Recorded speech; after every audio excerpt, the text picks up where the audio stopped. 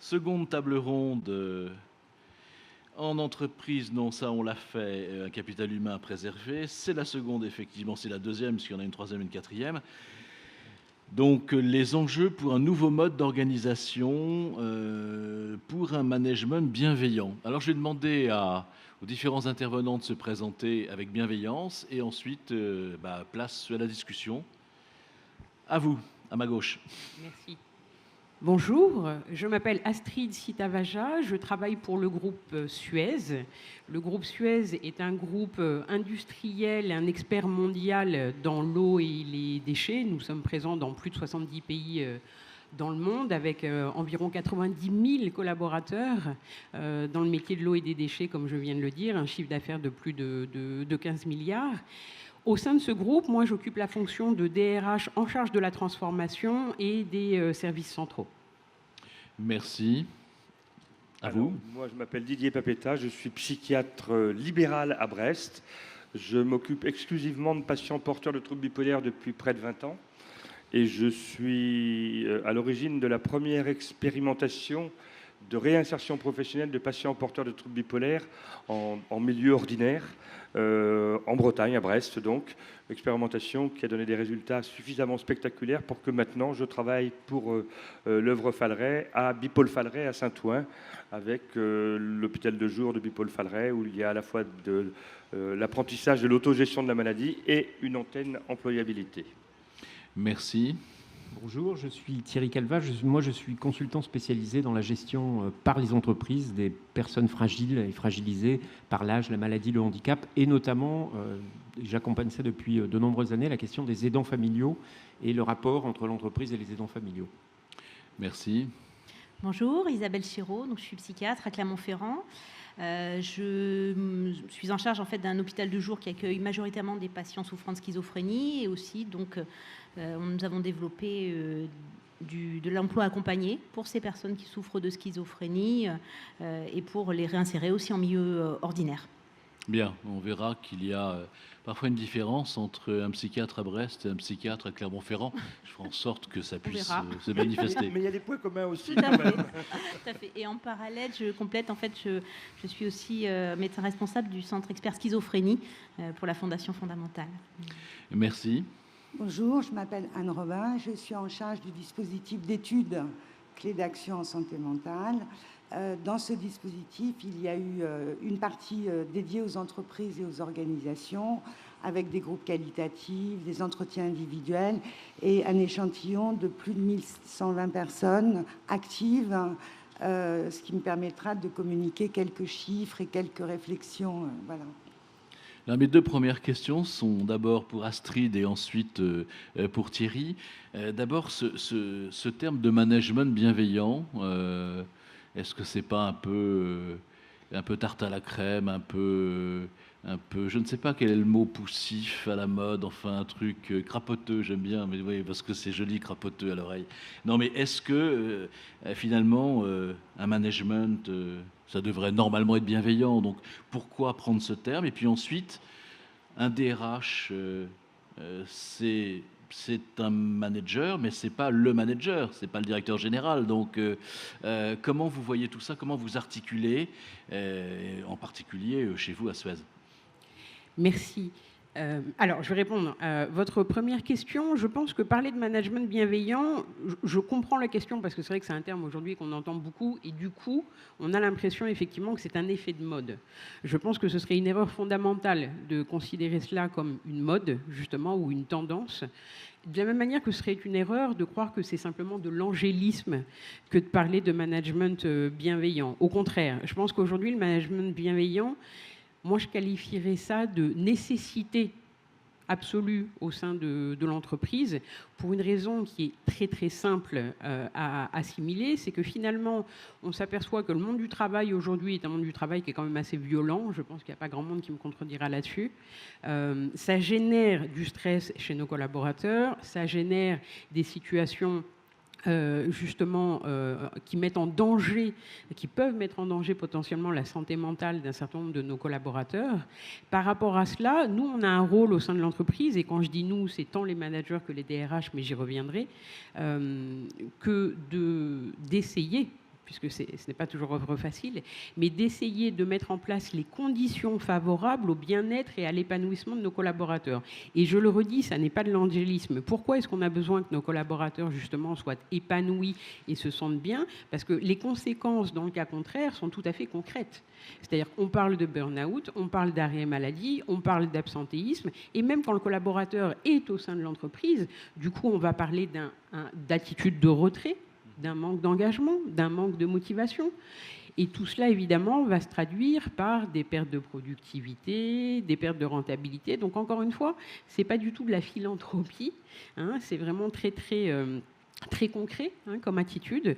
Et donc, je pense qu'on a véritablement intérêt, comme je le disais, à créer les conditions du bien-être et de l'épanouissement de nos collaborateurs, précisément pour générer un plus fort engagement et donc, in fine, une plus forte productivité au sein de nos entreprises. Et c'est une façon que tant le collaborateur que l'entreprise s'y retrouvent.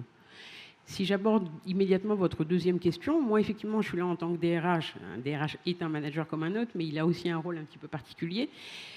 Je vous remercie de cette question parce que c'est vrai que par rapport à tout ce que je peux lire sur le sujet, on a souvent tendance à considérer que le sujet du management bienveillant est un sujet de DRH. Et évidemment, moi, je m'inscris en faux par rapport à cela parce que... Vous n'êtes pas bienveillante. Non, pas du tout. Non. Non, mais parce que comme son nom l'indique, le management bienveillant, c'est un boulot de manager. D'accord ? Donc moi, en tant que DRH, comme n'importe quel autre manager, bien sûr, je suis concernée. Mais c'est avant tout un sujet de management et pas un sujet de DRH. En revanche, ça ne veut pas dire que le DRH n'a pas un rôle à jouer en la matière, bien au contraire. Et le rôle du DRH va consister, accompagné par un certain nombre de partenaires parmi ceux qui sont autour de la table, à essayer de faire évoluer le regard sur ces sujets, donc à essayer de sensibiliser le management à l'ensemble de ces problématiques, en les formant, en les sensibilisant, on pourrait y revenir plus en détail au cours de la discussion, et donc de manière plus générale à créer ces fameuses conditions favorables dont je parlais tout à l'heure à l'épanouissement de nos collaborateurs. Voilà, donc on retient que ce n'est pas de l'angélisme, que c'est une nécessité pour l'entreprise et que c'est dans l'intérêt de l'entreprise tout simplement que d'avoir des collaborateurs qui sont tout simplement bien traités, qui se sentent bien. Thierry, alors non pas bis repetita parce que, encore une fois, vous en tant que consultant, vous êtes un peu extérieur à tout cela et en même temps vous êtes spécialisé, vous nous l'avez dit, dans les aidants familiaux. Et on sait que les aidants familiaux sont reliés à l'entreprise parce qu'on ne peut pas être dans l'entreprise en sachant qu'en dehors de l'entreprise, chez soi, pour parler de façon crue, c'est le bordel. On a besoin d'un minimum d'ordre pour pouvoir travailler, un minimum de quiétude. Alors c'est là-dessus que je voulais vous entendre. Alors, je vais juste faire une petite aparté par rapport à ce que vous dites. Évidemment, les aidants salariés sont une figure extrêmement outrée de la posture de n'importe quel salarié. La situation que vous évoquez, vous avez exactement la même quand on est une mère de famille, quand on est un père de famille. Donc on a simplement, s'agissant des aidants, une vision un peu plus cristallisée puisqu'on est sur des tensions d'accompagnement. Pourquoi est-ce que je dis ça ? Parce que c'est toute la question du management bienveillant et je suis parfaitement d'accord avec vous, il ne s'agit pas de succomber à l'effet de mode, c'est simplement le fait d'y ajouter un suffixe, c'est un peu comme quand on évoque la notion de bien vieillir, comme s'il y avait des façons infâmes de vieillir. Si vous voulez, moi ça me fait penser à, vous savez, cette expression qui est mort naturelle, comme s'il existait une mort surnaturelle. Voilà. On pourrait le penser, mais voilà. Et donc, pour revenir à cette notion-là, donc c'est simplement, ça donne du sens à un élément important qui est celui du management. Là, je vais simplement, c'est Lévinas qui disait commander, c'est faire la volonté de celui qui obéit. C'est-à-dire, d'une certaine façon, c'est faire remonter les intérêts du collaborateur avec ceux de l'entreprise. Et on en arrive là à cette notion finalement managériale assez simple et assez dynamique, qui est que manager, c'est faire entrer quelqu'un dans un projet qui fondamentalement n'est pas le sien. Chacun a un projet propre, l'entreprise a un projet collectif. Le rôle du manager, DRH, c'est de faire en sorte que le collaborateur puisse intégrer, dans le cadre d'un projet qui le dépasse, son projet personnel. Et je reviens donc à la question des aidants. La question des aidants, c'est qu'ils sont donc porteurs d'un projet personnel. voulu ou subi, je ne rentrerai pas dans ce débat-là, mais leur projet personnel, c'est d'accompagner un proche, comme d'autres peuvent avoir comme projet personnel de partir faire le tour du monde et d'avoir 24 mois pour le préparer. Simplement, c'est un registre plus joyeux. Voilà. Et donc, toute la difficulté, c'est à la fois d'intégrer le projet du collaborateur dans l'entreprise, mais aussi d'intégrer le projet du collaborateur en dehors de l'entreprise.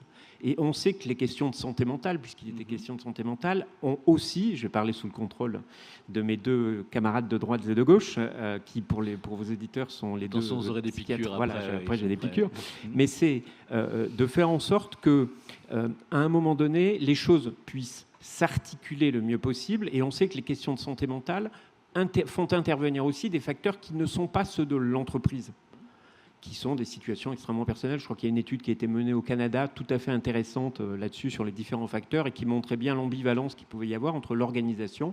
Voilà, donc la santé mentale et les questions de santé mentale, elles se situent d'une part dans le projet personnel et le projet professionnel, et puis elles se situent aussi parfois dans le gap qu'il peut y avoir de l'un à l'autre, avec notamment le conflit de valeurs, par exemple pour un collaborateur, des vendeurs, c'est le cas assez connu et assez classique, à qui on demande de placer des produits à des populations, des crédits à des populations qui, derrière, n'ont pas notoirement le moyen de les rembourser. L'encyclopédie universaliste, par exemple, ouais. et parallèlement, ça ne s'inscrit pas dans son registre de valeurs. Donc là, vous créez finalement une espèce de dissonance qui est tout à fait importante. Voilà. Astrid, une petite intervention là-dessus, je vous en prie. Je voulais simplement apporter une précision, parce que vous êtes un ou deux déjà à avoir abordé le fait que management bienveillant, c'était une forme de pléonasme, ou en tout cas ça devrait l'être.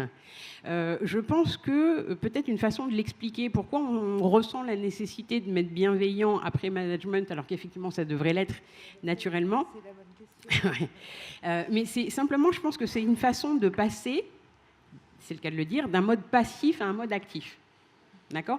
Parce qu'effectivement, le management devrait naturellement être bienveillant, mais une fois qu'on a dit ça, tout ça reste très, très passif, je trouve. Alors, le fait d'afficher la volonté, effectivement, d'incarner un management bienveillant, pour moi, c'est toutes les actions que vous allez mettre en place derrière et qui font que c'est effectivement un sujet que vous vous appropriez et pas juste une donnée que vous prenez pour acquise. Oui, alors justement, je voulais vous interroger, mais là-dessus, si vous voulez, un petit commentaire. Alors, bon, moi, le management bienveillant... Bien devant le micro, s'il vous plaît. Pardon, le management bienveillant, c'est pourquoi bienveillant ? Parce que le management, c'est par nature dynamique, et ça devrait être par nature et normalement bienveillant. Je ne pense pas que c'est volontairement méchant. Bon. J'aimerais quand même qu'on n'oublie pas dans le management les process qui sont mis en place dans les entreprises. Dans notre étude, justement par rapport au concept de management bienveillant, il y a quand même 3 types d'entreprises. Il y a la petite entreprise dans laquelle il peut se passer une difficulté, une personne est fragile. Moi, je parlerai de fragile psychique, je ne parlerai pas de trouble, parce que l'étude nous a révélé que, en fait, on est tous plus ou moins fragiles psychiquement, que si demain on se prend un coup sur la tête ou on se fait harceler pendant 3 mois, on ne sait pas comment on ressortira. Donc, et ce n'est pas toujours personnel. Parfois, l'entreprise fait rejaillir des soucis personnels qu'on avait réglés et puis ça recommence. Il y a des répétitions. Voilà. Donc, ce que la petite entreprise va régler avec plus ou moins de performance, on va le dire comme ça, la situation. Dans les grandes entreprises et les moyennes entreprises, il y a plein de yaka. On va le faire. On va créer une cellule d'écoute, mais on n'écoute pas vraiment. Et on n'écoute pas. En fait, ce que nous a dit notre étude, c'est que plutôt, vous avez 28 millions d'actifs. Parlons des chiffres. Vous avez 28 millions d'actifs. Parmi eux, il y en a 75% qui ne consultent pas du tout en pensant simplement à leur santé mentale. Alors que, comme l'a dit très justement Madame, actuellement, le monde est un petit peu dur au travail, etc. Ça ne les empêche pas de prendre des médicaments contre l'anxiété, le stress et voire de déborder, on est d'accord. Ça fait quand même 6 millions de personnes au passage qui prennent... Bon. Et puis, il y a 24% de personnes actives que vous ne connaissez pas, que les managers ne connaissent pas, puisque tout le monde n'a pas dit j'ai fait une dépression, j'ai été hospitalisée, je m'en suis sortie, et autres, qui, elles, ont consulté ou consultent pour une fragilité psychique. avec le nom que vous voudrez leur donner, que ce soit bipolaire, schizophrène, etc., et des diagnostics parfois pouvant varier au fil du temps. Voilà. Donc, si on reprend les enjeux de l'organisation, c'est que l'organisation aujourd'hui, elle doit se dire, il y a 25% chez moi qui consultent en pensant à leur fragilité psychique. Or, aujourd'hui, l'organisation, elle va dire, j'ai 80% de gens qui se sentent très très bien ou qui vont plutôt bien. Donc, c'est comment on inverse le regard en se disant, et je finirai comme ça pour le management bienveillant, il devrait se dire, tiens, il y a des problèmes dans un service, qu'est-ce qu'ils me disent à moi dans comment je change mes process. Voilà, c'est plutôt ça que dit l'étude. Pendant que vous avez la parole, j'aimerais bien que vous nous parliez de la partie clé d'action, puisque vous avez interrogé des DRH plus spécifiquement. Alors, c'est une grande étude, hein, on va se contenter de ce volet. C'est un grand programme d'études où on a interrogé aussi bien des aidants proches dans des collègues, dans les entreprises. Bon. En fait, ce qu'il faut retenir, c'est qu'on a fait des groupes qualitatifs avec des DRH et des dirigeants de toute taille d'entreprise. C'est pour ça que je me permettais de faire des distinguos. On a également interrogé avec un échantillon et avec Opinionway 1116 actifs, c'est-à-dire que l'étude clé d'action porte sur 2000 personnes, dont 1116 personnes actives, dans lesquelles il y a tous les métiers. Il y a aussi bien des managers, des RH et autres. Et actuellement, sur le terrain, nous menons une étude sur la prévention des risques psychosociaux auprès de 250 entreprises représentatives de l'univers des entreprises de 2 salariés et plus. Parce qu'on a compris que 0, 1 et 2 salariés, c'est une entreprise. D'ailleurs, on pourrait parler de la fragilité psychique aussi de cette population, mais ce n'est pas l'entreprise et ces enjeux d'aujourd'hui. Très bien. Alors, le management bienveillant, puisqu'il faut s'en accommoder, hein, s'accommoder de cette expression avec toutes les nuances qui viennent d'être évoquées, ça signifie aussi pouvoir accueillir les personnes qui sont en recherche d'emploi, ou ceux qui veulent retourner à l'emploi, ou ceux qui présentent par des parcours un peu particuliers et par leur souffrance, ceux qui connaissent des ruptures dans l'emploi. Donc là, je m'adresse à vous deux parce que, d'une part, vous l'avez dit, vous êtes psychiatre et surtout, vous avez mené des expériences concluantes, donc sur le terrain, donc extrêmement concrète. Alors vous m'avez dit que j'allais me faire engueuler si je disais bipolaire, pour ceux qui présentent des troubles bipolaires, qui sont porteurs de troubles bipolaires, et pour vous, on dit aussi porteurs de troubles schizophréniques, ça vous va aussi ? C'est moins stigmatisant, effectivement, que souffrir d'une schizophrénie. Ça me semblait pas mal. Moi, j'aime bien l'expression de Mathieu de Villemorin, lunatique ou fou et folle. Non, mais je veux dire qu'il y a un côté très poétique aussi dedans. Un livre dont je ferai la publicité tout à l'heure. Hein, j'ai pas le droit, mais je le ferai quand même. Voilà, on commence, je ne sais pas, par vous, Didier Papetta ? Sans problème. Donc, qu'est-ce que vous avez mené comme action ? Vous nous en avez un petit peu parlé, mais trop peu, bien sûr, c'est la présentation. Et quels sont vos objectifs et vos espoirs pour vous, le management bienveillant ? Qu'est-ce qu'il peut représenter ? Qu'est-ce qu'il devrait être par rapport à ceux qui, justement, présentent ces troubles ? J'ai jamais eu de problème avec ce terme de manager bienveillant, enfin management bienveillant. Ça ne me pose pas un problème parce que j'ai eu le sentiment, au travers de l'expérience que j'ai pu mener en Bretagne depuis quelques années, que les managers étaient globalement bienveillants quand même. Je ne voyais personne avoir envie de se dire « celui-ci, je vais le tuer ». J'imaginais pas du tout les choses comme ça. Quand ils ont quelqu'un qui postule un emploi, les gens sont plutôt demandeurs. Il y a un demandeur de chaque côté, il suffit d'accorder les demandes. Donc ce terme-là ne me pose pas de problème. Alors en pratique, comment j'ai procédé ? D'abord, je ne suis pas arrivé à ça par hasard. C'est-à-dire que ça fait bientôt 20 ans que je m'occupe quasiment exclusivement de patients présentant des troubles bipolaires, effectivement, que je les soignais. Et en même temps, je n'avais pas le sentiment de faire ce qu'il fallait pour les aider. C'est-à-dire qu'aller au-delà du soin me paraissait indispensable. Et puis, il y a une quinzaine d'années, j'ai rencontré quelqu'un qui était chef d'entreprise, lui-même porteur d'un trouble bipolaire, et qui a tout perdu à cause de sa pathologie. Il a été obligé de vendre son entreprise, enfin, il a vraiment tout perdu. Et il est venu me voir un jour parce que je m'occupais d'une association de patients dans le département du Finistère, en me disant est-ce que je peux vous rencontrer parce que j'aimerais bien qu'on parle un petit peu de ce que vous faites avec les patients, avec leurs familles, parce que j'avais créé des groupes de parole pour les familles aussi. Ce qui me paraissait, moi, indispensable. J'ai jamais compris cette réticence qu'ont la plupart des psychiatres à refuser de recevoir les familles sous prétexte qu'il faut garder un mur de la vie privée absolument étanche. Les familles, elles ne demandent pas qu'on leur raconte la vie de leurs patients, elles la connaissent beaucoup mieux que les psychiatres. Elles demandent simplement à pouvoir dire leur souffrance ou dire ce qu'elles ont pu voir ou vivre de la souffrance de leurs proches. Et 90% des psychiatres refusent toujours de voir les familles. Ça, c'est un peu dramatique, mais bon, c'est un autre problème. Et donc, on avait créé ce groupe de parole, et il est venu assister à des groupes de parole, et puis on est devenus amis. Puis un beau jour, il me dit, voilà, j'ai décidé de créer une association qui s'appelle Bipôle.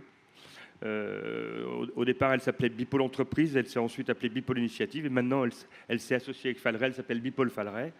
Et j'ai envie de faire en sorte que les gens soient mieux reçus quand ils ont de la souffrance dans les entreprises. Il dit, moi, peut-être que si j'avais travaillé avec des gens qui, comme moi, étaient malades, peut-être ça aurait mieux fonctionné, parce que je me suis tué moi-même, d'une certaine façon.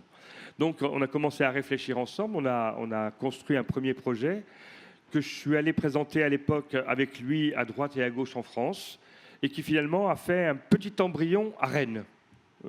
Parce qu'il était rennais. Donc on a créé, grâce à l'aide à l'époque de la Générale de Santé, dans une clinique rennaise, une petite structure qui s'appelait l'Éclairière, qui était l'équivalent de ce qu'on a maintenant à Saint-Ouen avec Bipôle Falleret, c'est-à-dire un hôpital de jour avec une petite antenne emploi. Et les quelques personnes qui ont bénéficié du système, il n'y en a pas eu beaucoup, il y en a eu une dizaine au plan professionnel. Alors il y en a beaucoup qui ont bénéficié de l'hôpital de jour, mais assez peu du dispositif emploi, parce qu'il n'était pas très structuré, ce dispositif emploi. Il commençait à se réfléchir, mais pas suffisamment structuré. Et donc les quelques personnes qui ont bénéficié de ce système-là se sont engagées. L'actuel président de Bipôle est d'ailleurs un de ces patients qui, au départ, est rentré là-dedans et qui est maintenant président de Bipôle Initiative. Et puis, il se trouve que la Générale de Santé qui avait ces cliniques-là a retiré ses billes de ces cliniques-là et que les cliniques ont été rachetées par le groupe Ramsay qui a considéré que ce n'était pas assez rentable. Donc, on a fermé la structure de Rennes et à ce moment-là, on a créé la structure de Brest, puisque j'avais pu préparer les choses et qu'on avait obtenu l'accord de l'AGFIP. Alors l'AGFIP, tout le monde sait à peu près ce que c'est l'association qui gère la formation professionnelle des personnes handicapées, a accepté de financer un projet expérimental sur 2 ans d'insertion professionnelle de patients porteurs de troubles de l'humeur et en particulier des troubles bipolaires. Et je m'étais engagé, moi, à faire rentrer sur 2 ans dans ce système, dans cette structure-là, 80 patients. J'en ai fait rentrer 120 en fait. Ça a été donc, ça a pris un aspect qui n'était pas du tout prévu au départ, c'est-à-dire qu'on a loué un appartement, on a travaillé avec 2 conseillers en insertion qui se sont formés sur le tas à la pathologie, parce qu'il n'y avait pas d'autres moyens. Enfin, parmi les 2, il y en avait une qui était porteuse du trouble, donc ça aidait quand même. Mais l'autre s'est formé sur le tas et travaille toujours avec moi à Bipôle Falleret maintenant. On a construit un projet qui s'est étoffé au fil des jours. C'est-à-dire qu'on a appris tous les jours de notre expérience comment faire pour les réinsérer. Alors avec des outils de management professionnel quand même. C'est-à-dire qu'on faisait des bilans de compétences, on faisait des choses qui étaient déjà testées, expérimentées dans d'autres domaines. Et au bout de 2 ans, on a eu la surprise d'avoir des résultats assez spectaculaires, puisque plus de 50% des patients avaient retrouvé un emploi, pour certains une formation qualifiante, et ceux qui n'avaient pas retrouvé d'emploi, il y en avait qui étaient dans des emplois bénévoles. La plupart, près de 80%, ont retrouvé une identité d'être humain, je dirais tout simplement. Ils sont enfin reconnus pour des gens comme les autres, qui travaillent comme les autres en milieu ordinaire et pas comme des malades porteurs d'un trouble. Ça, c'était le but. Et voilà comment j'en suis arrivé à travailler avec l'œuvre Falleret et à venir à Saint-Ouen, essayer de gérer une nouvelle structure donc, qui accueille des patients qui sont porteurs de ce trouble, qui sont à la fois en nécessité de se réinsérer et en même temps en nécessité d'apprendre à s'autogérer dans leur pathologie. Parce que la pathologie, c'est une pathologie chronique, mais elle n'est pas ingérable. Elle n'est pas ingérable parce qu'on a des moyens nombreux. Il y a l'hygiène de vie, il y a les médicaments, il y a les approches psychothérapiques, il y a la méditation, il y a tout un tas d'outils. Et puis il y a l'autogestion. C'est-à-dire qu'au bout d'un certain temps, il faut que les patients soient capables de se gérer eux-mêmes, parce que d'abord, on n'est pas suffisamment nombreux comme psychiatres pour s'occuper de tous les patients, et puis que tous ne sont pas forcément du même niveau de compétence à ce niveau-là.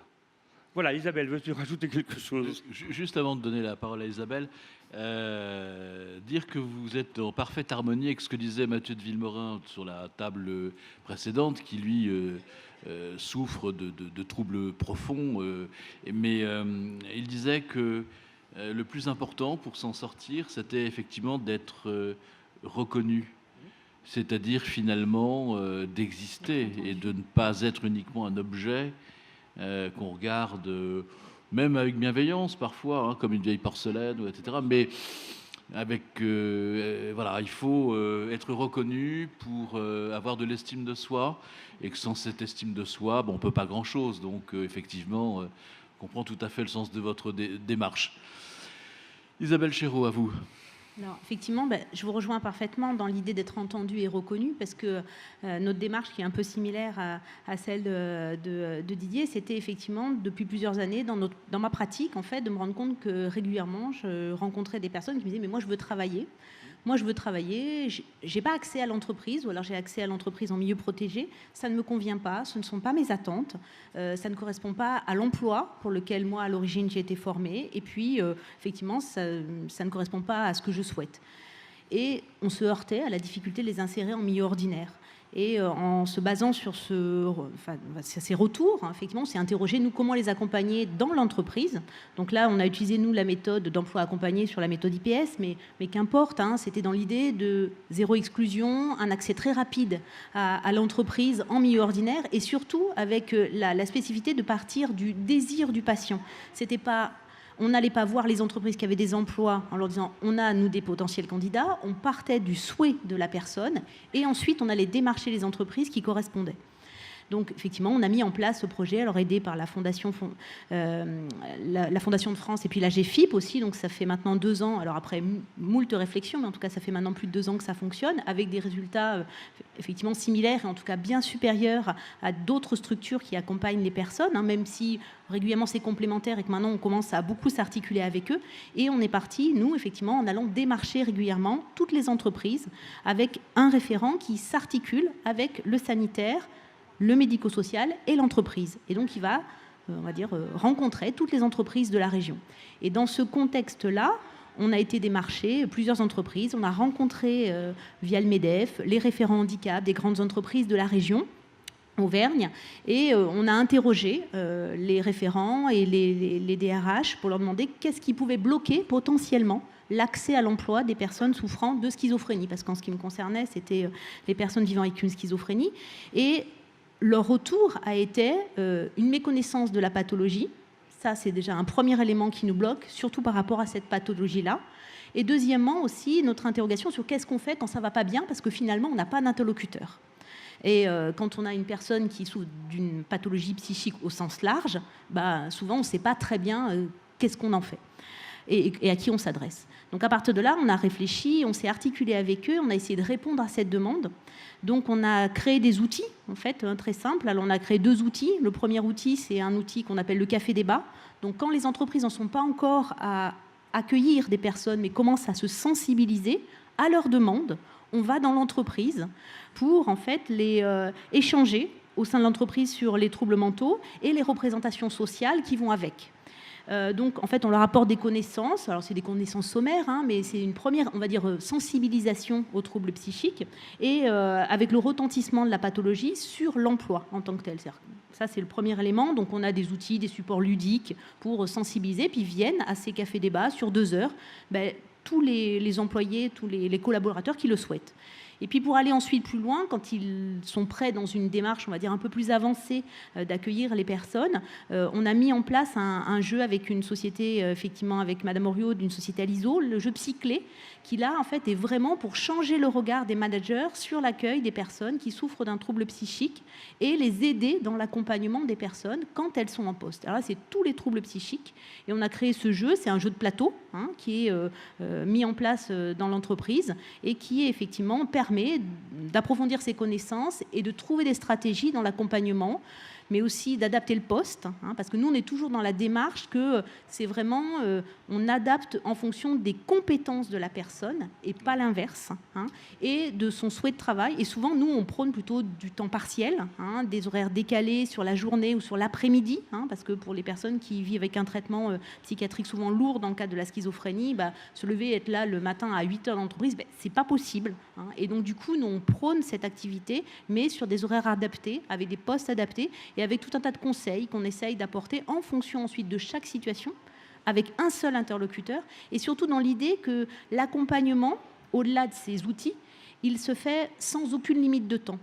Quand la personne va intégrer l'entreprise, mais ensuite quand elle est dans l'entreprise, avant, après, pendant, et c'est en fait l'usager lui-même qui fixe le rythme en disant j'ai encore besoin d'être accompagné, j'ai moins besoin.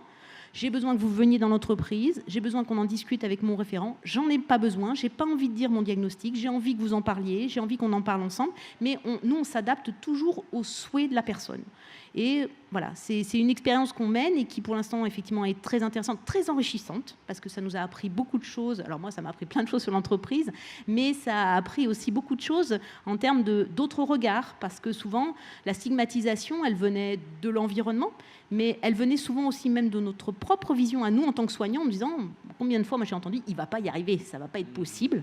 Et finalement, on s'est toujours laissé surprendre. Et moi, je me laisse surprendre régulièrement dans ma pratique, mais c'est ça qui est merveilleux parce que finalement, ça fonctionne. Et maintenant, effectivement, c'est une émulation qui commence à se déployer de façon de plus en plus importante. Et je trouve que c'est excessivement enrichissant à tout point de vue. Astrid, vous allez y arriver ? Vous en vouliez la parole, donc je vous la donne. Merci beaucoup.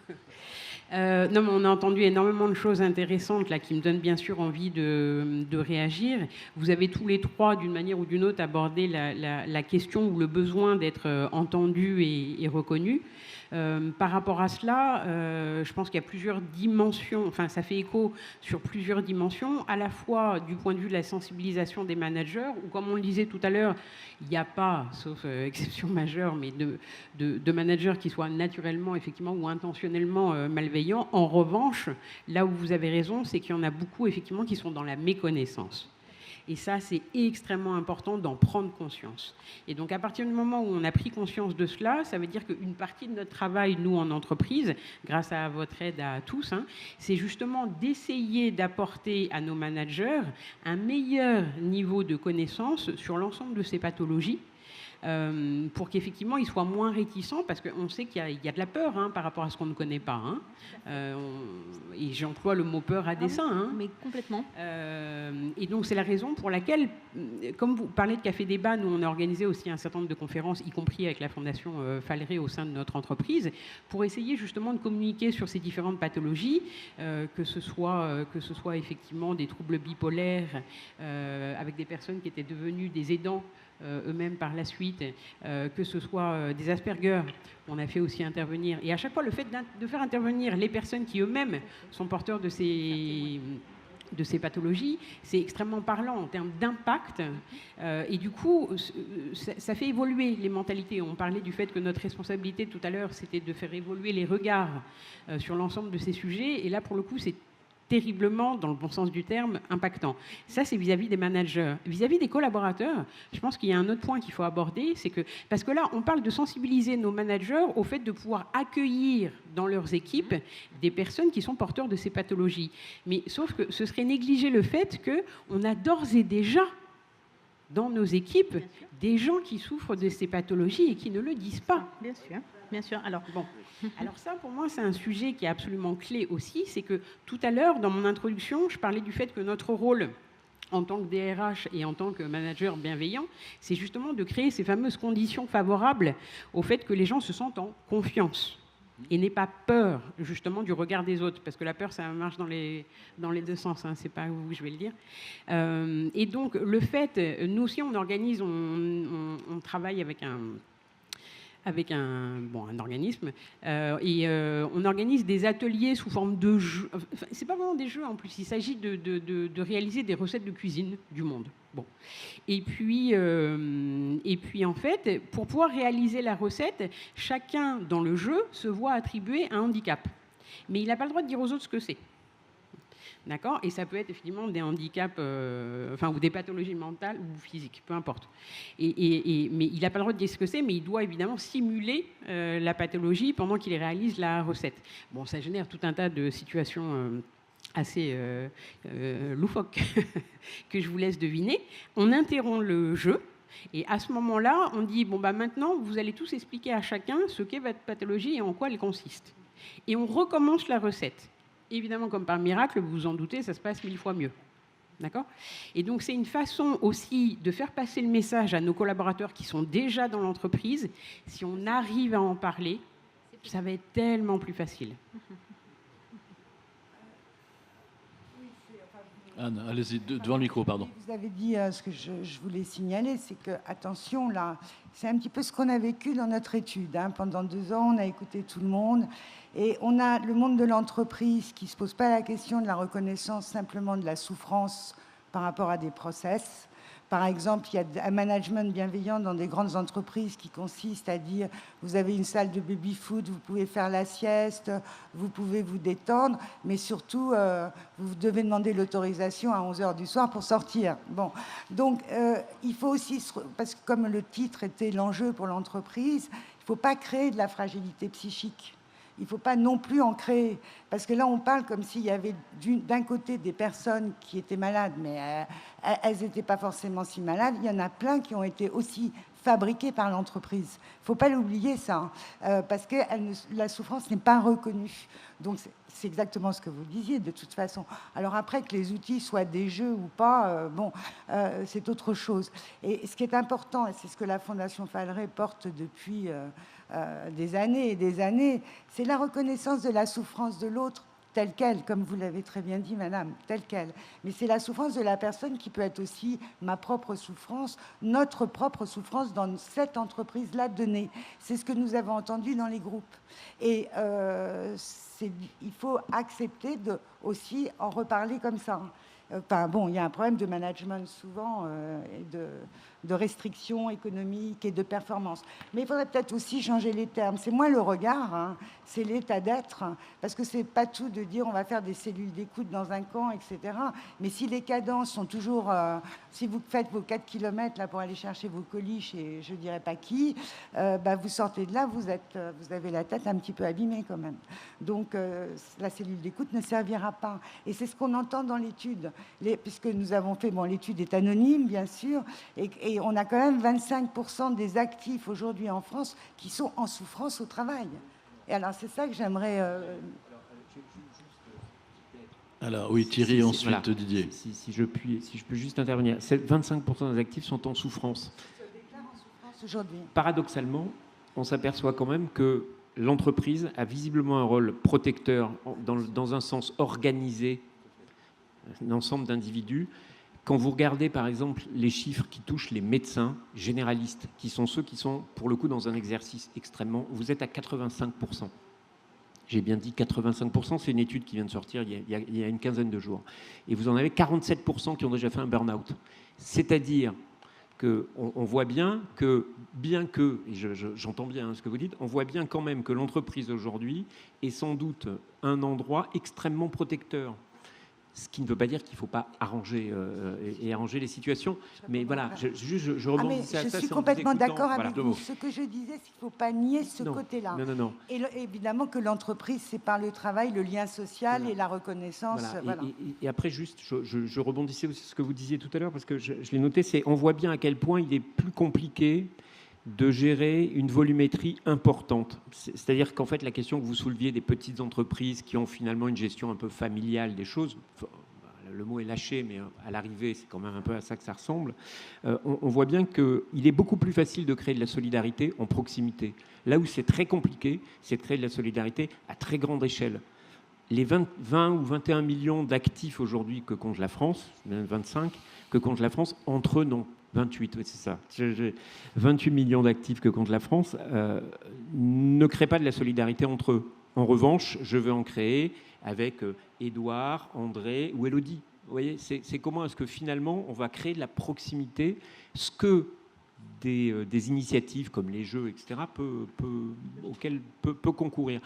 Et ensuite, si j'ai encore une dernière petite seconde, parce que ce que vous citiez, à savoir le baby-foot, non, mais qui est intéressant, qui sont des modes de management, alors qui sont là pour le coup, qui n'entrent, moi, à mon sens, pas vraiment dans le management bienveillant. On est plutôt dans ce que Frédéric Lordon, qui est un économiste un peu radical, certes, qualifie de management waouh. C'est-à-dire qu'on est dans l'exact inverse. Exactement ce que je voulais dire. Voilà, on est dans l'exact inverse. C'est-à-dire qu'on est dans une logique de stimulation extrême des affects, dans lequel on explique aux individus qu'ils ne sont non seulement des bons collaborateurs, mais qu'en plus ils peuvent être des bons joueurs de baby-foot, des bons pour monter à l'escalade, etc. Et que précisément l'entreprise reconnaît leur talent. Donc en fait, sous couvert de ludicité, on est dans une espèce d'héroïsation et de stimulation de l'ultra-performance. Voilà, c'est juste par rapport à... Voilà. Je suis complètement d'accord, c'est ce que je voulais... Didier. Alors moi, je voudrais rebondir sur ce que disait Astrid, sur parlons-en. Parlons-en, c'est pas facile de faire comprendre aux patients qui sont en souffrance qu'on peut parler de leur souffrance. D'abord parce que la souffrance psychique, elle ne se voit pas. Et en parler, c'est révéler quelque chose de soi qui n'est pas si évident que ça. On le voit déjà avec l'outil dont on dispose habituellement, qui est la reconnaissance de la qualité de travailleur handicapé. Les réticences des patients, qui sont d'ailleurs en écho des réticences des psychiatres, à faire la demande, parce que faire la demande, ça ne coûte rien à personne. Le patient qui fait une demande de reconnaissance de qualité de travailleur handicapé auprès de la maison des personnes handicapées, il peut le garder pour lui, personne ne le saura jamais. C'est à lui de savoir ce qu'il en fait. Les psychiatres disent « Ah non, c'est pas, faut pas faire ça parce que là, vous allez vous mettre en mauvaise situation. » Ce qui est une connerie absolue. Excusez-moi du terme, mais c'est une connerie absolue. Ça peut être utile d'avoir une RQTH. C'est parfois même très utile et parfois les entreprises ont intérêt à le savoir. Mais convaincre un patient qu'il va aller voir son DRH pour dire « Moi, j'ai une RQTH, mais je veux... » Alors, ce qui les inquiète, c'est « On va me demander pourquoi. Et qu'est-ce que je vais dire ? Et qu'est-ce que je vais répondre ? Et c'est toujours la difficulté. Après, il va falloir que je dise que je peux être déprimé, que je peux être énervé, que je peux être irritable. C'est pas facile d'en parler. Il ne s'agit pas de parler de pathologie, je ne pense pas que c'était ce que vous vouliez dire. Et non, mais c'est ce que les patients entendent. Oui, mais reconnaître la souffrance, ce n'est pas nommer les pathologies dans l'entreprise. Et là, je n'étais pas tout à fait d'accord avec ce qui était dit tout à l'heure. On peut parler on peut parler de la fragilité psychique et de ses symptômes et comment ça peut entraver certaines personnes dans leur activité. De là à rentrer trop dans le détail de pathologies qui sont plus ou moins avérées, avec des diagnostics qui évoluent eux-mêmes, ça peut gêner un petit peu la personne. Et dans l'étude, les actifs en emploi disent bien, les actifs en souffrance en emploi disent bien, bon, 52% s'annoncent dépressifs parmi ceux-là. Et pas schizophrène. Enfin, je préfère... C'est plus difficile encore de se déclarer schizophrène. Voilà. Donc, c'est simplement pour dire... Un peu plus difficile. Et dans l'étude, ce qu'ils disent quand même, c'est... Bon, il y a quand même une partie qui est notre nous-mêmes, notre vie personnelle. Il ne faut pas justement... mélanger ce qui est de ressort de ma vie personnelle à la vie professionnelle. Enfin, c'est ce que dit l'étude. Pour compléter, effectivement, dans l'idée, c'est ne pas associer la pathologie à la personne, bien faire le distinguo. Mais pour rebondir sur l'aspect de la schizophrénie, effectivement, la schizophrénie, elle véhicule en plus la crainte. Elle véhicule de la peur. Et de fait, effectivement, les patients, ils nous le disent. Moi, c'est un diagnostic que je ne veux pas annoncer parce que moi, déjà, ça m'auto-stigmatise souvent, moi-même, effectivement. Mais en plus, le regard des autres qu'on va me renvoyer, je vais générer de l'inquiétude de la part de mes collaborateurs et c'est ce qu'on entend, nous, de la part des collaborateurs dans l'entreprise. Donc, effectivement, il y a aussi une nuance par rapport à ça. Et l'aspect de la RQTH, où je rejoins tout à fait Didier, nous, on travaille avec eux, mais à leur rythme. Quand ils sont pas prêts pour annoncer ou pour dire pourquoi, effectivement, ils ont une RQTH. On le respecte parfaitement et nous, on les accompagne, mais dans cette, on va dire, dans cet anonymat, entre guillemets. Par contre, s'ils le souhaitent, hein, et dans les cas où, effectivement, on accompagnait des personnes qui ont souhaité... il n'y a pas eu de réaction négative, hein, mais en tout cas, il était important d'expliquer pour quelles raisons la personne était peut-être plus ralentie, pour quelles raisons elle avait du mal à être à l'heure, pour quelles raisons elle avait du mal à suivre la cadence. Quand c'était entendu, je pense que c'était accepté de la part des collaborateurs. Mais il y avait des fois où la personne ne le souhaitait pas, on a respecté ça, et on a trouvé d'autres aménagements. Mais voilà, je pense que là, c'est peut-être une situation un peu à part. D'ailleurs, l'image du schizophrène dans la littérature ou la télé, elle n'est pas très valorisante. Hein. C'est le mec ou la nana avec la hache qui va tuer tout le monde la nuit. Alors que ce n'est pas la réalité. On a l'ancien président de la République qui l'a dit clairement. Tout schizophrène est un criminel en puissance. Il l'a dit comme ça au journal télévisé et ça n'a choqué personne et en à termes de l'époque. stigmatisation, là, on était quand même au summum. Donc effectivement, rattraper ça derrière et travailler avec les personnes, c'est compliqué.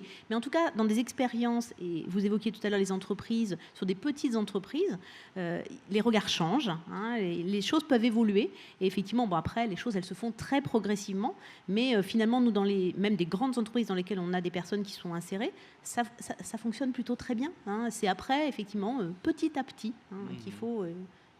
Astrid. Je voulais revenir sur la distinction entre vie personnelle et vie professionnelle. Parce que je pense que faire cette distinction, aujourd'hui, c'est en partie obsolète. Les collaborateurs, il ne faut pas croire qu'ils laissent leur vie personnelle à l'entrée de l'entreprise quand ils arrivent le matin. C'est pas vrai, ils viennent avec. Et là, en l'occurrence, je voudrais revenir et faire écho à l'activité de M. Calva. C'est-à-dire que là, pour le coup, je ne vais pas parler de nos collaborateurs qui eux-mêmes sont en fragilité, mais justement de nos collaborateurs qui sont aidants ou accompagnants, je ne sais pas comment il faut dire, mais d'une personne dans leur entourage familial ou plus étendu, qui elle-même est en fragilité ou vulnérabilité. Et donc, nous, on travaille aussi avec une association au sein du groupe Suez, qui est là justement pour essayer d'aider nos collaborateurs accompagnants à se soulager en fait d'un certain nombre de démarches qu'ils ont à accomplir pour la personne qu'ils accompagnent, et de cette manière-là à se libérer l'esprit. Et on en revient à ce que je disais en introduction, hein, c'est qu'encore une fois, c'est pas de la philanthropie. Hein. Alors évidemment qu'on fait ça, il y a évidemment une dimension humaine, hein, sinon on ne le ferait pas, bien sûr. Mais au-delà de ça, c'est aussi justement pour lui permettre, lui, d'évacuer et tout le temps que ça pourrait lui prendre sur sa journée de travail, et puis tout simplement le fait que littéralement, pardonnez-moi l'expression un peu familière, mais ça lui prend la tête. Tant qu'il n'a pas résolu la question de savoir quel papier il devait remplir, vers quelle institution il devait s'adresser, etc., alors que là, cette association avec laquelle on travaille les aide à faire ça, prépare les dossiers pour eux, les oriente, etc., c'est déjà une grande source de soulagement et donc de gain de temps et donc de confort qu'on leur apporte. Et donc ça, je pense que c'est important aussi à intégrer, parce que dans beaucoup de grandes entreprises, enfin grandes ou pas grandes, j'en sais rien, d'accord, mais dans beaucoup d'entreprises, parce qu'on est tous soumis à un certain nombre d'obligations légales que vous connaissez aussi bien que moi, on a tous parfois l'obsession du chiffre et de dire « Ah là là, il faut que j'augmente mon taux d'emploi de collaborateurs handicapés ». Et je pense qu'une façon aussi de promouvoir justement le management bienveillant, c'est aussi de dire « Non, mais moi, je ne vais pas juste me préoccuper du chiffre. » Parce qu'à la limite, là, je ne vais pas travailler justement sur le fait d'améliorer mon chiffre de travailleurs en situation de handicap, mais je vais me préoccuper d'apporter du confort à mes collaborateurs qui, eux, dans leur vie de tous les jours, accompagnent une personne en situation de handicap. Ça, pour moi, ça, c'est du management bienveillant.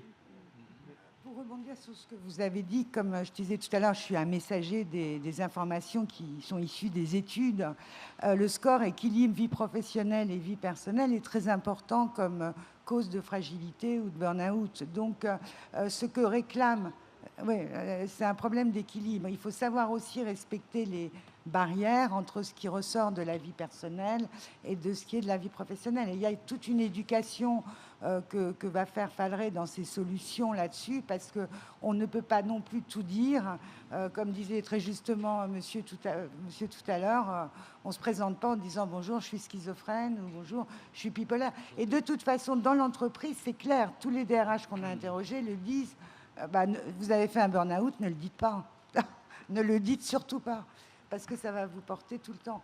C'est pas très simple en fait, et beaucoup ne veulent pas révéler leurs troubles, et on peut comprendre que ça puisse être aussi exploité dans le mauvais sens du terme. Donc oui, je vous en prie, Didier. Mais il y a un aspect aussi à l'inverse. J'ai rencontré un jour, il y a quelques années, un DRH d'une grande entreprise située à Rennes, à côté de Rennes, une entreprise automobile. Tout le monde saura quelle entreprise automobile se situe près de Rennes, assez facilement.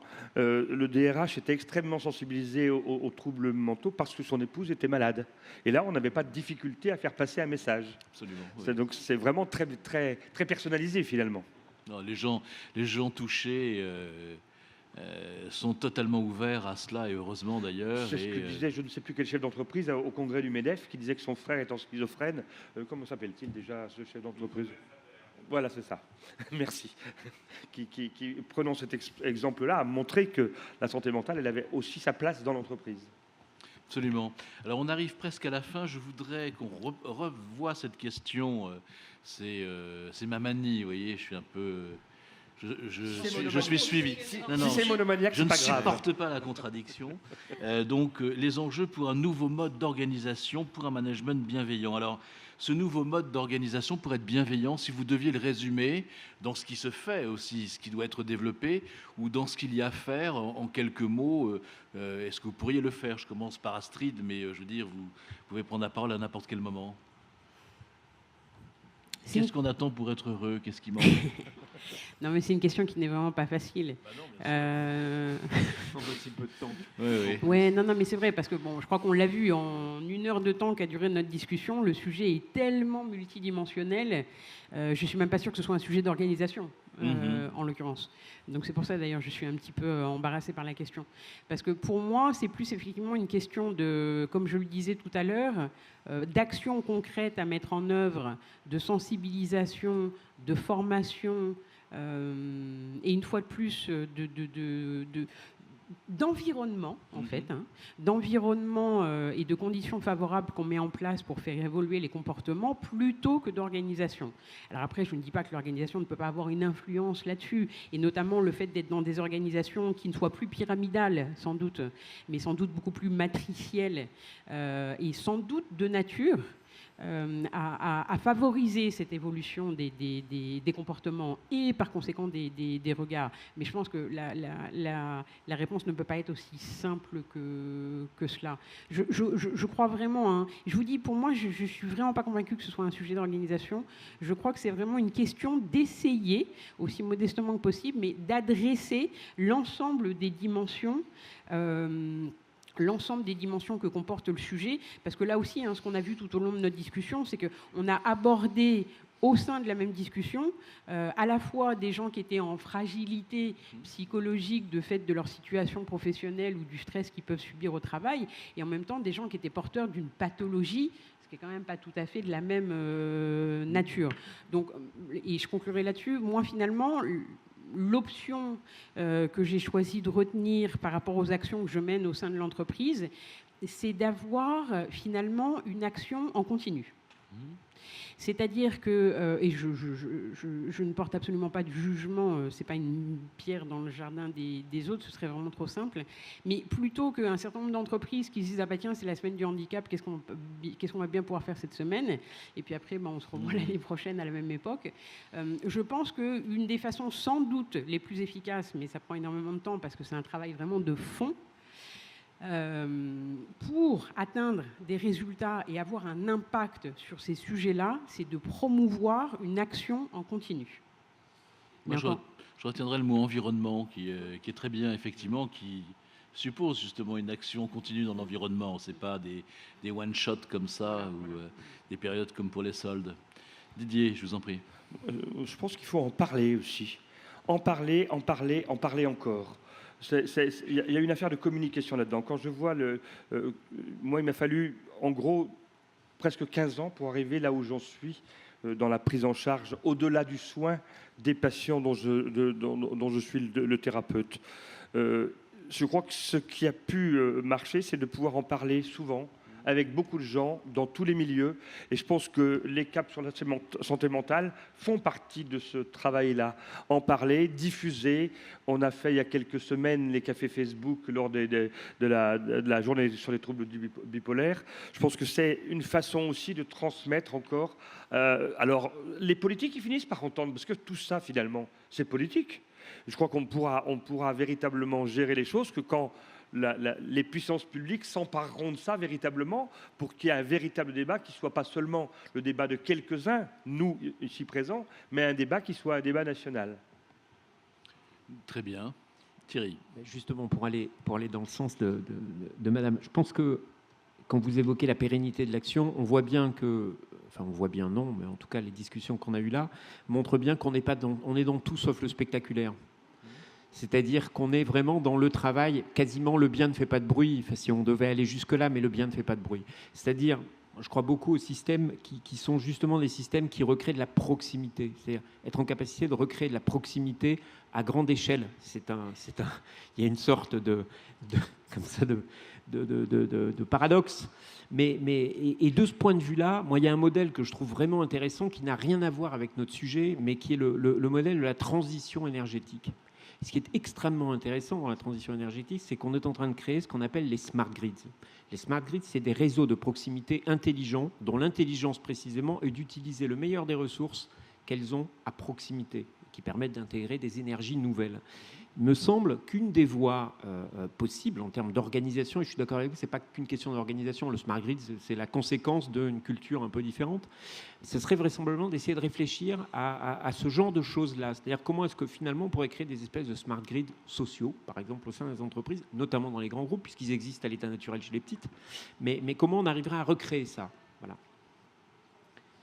Isabelle. Moi, j'aurais dans l'idée, effectivement, de reprendre un travail que j'avais fait sur l'innovation et que pour que des innovations, pour que des nouvelles idées fonctionnent, il fallait dans l'idée d'expérimenter.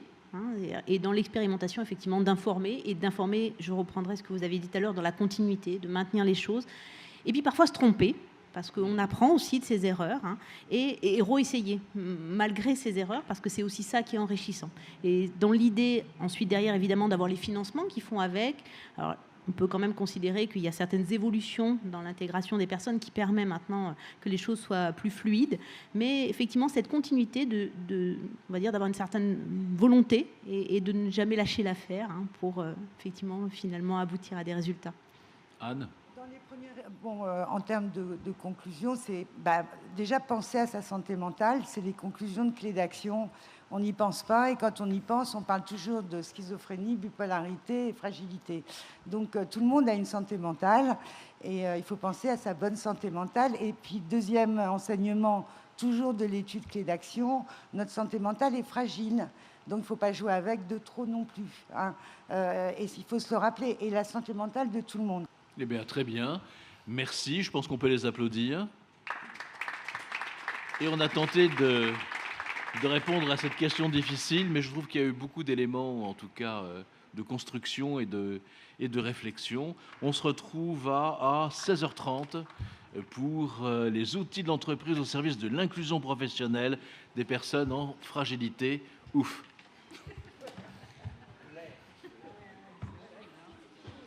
Alors juste, pendant que j'ai encore le micro, il faut vraiment lire Les Lunatiques de Mathieu de Villemorin.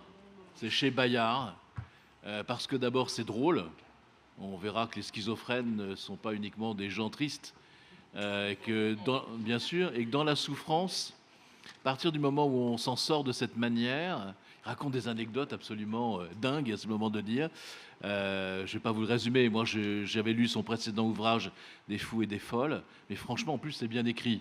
Je veux dire que ce n'est pas un exercice uniquement thérapeutique parce que c'est chiant sinon. Bon, c'est bien écrit, c'est intéressant, on passe un bon moment à le lire, on rigole et on a un autre regard effectivement sur les schizophrènes et ceux qui souffrent plus généralement. Merci.